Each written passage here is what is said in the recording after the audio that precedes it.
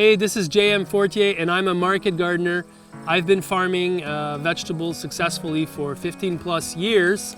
And I say successfully because I've been able to grow really good stuff, sell it, get the income to get a good lifestyle, and we know how to grow stuff, we're good at it, but there's been some challenges in the years, like all farms, big or small, do face, especially with people. Like, we're super busy, super stressed out, and then it's really hot and warm, and it becomes kind of crazy on the farm.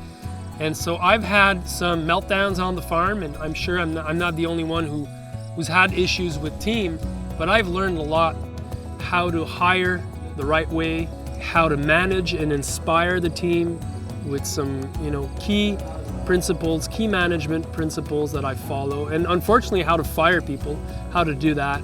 And I will be giving a free online workshop on this topic, and you're welcome to come along. All the information is on the link below. So if anything else, I will see you there. Until then, farm on.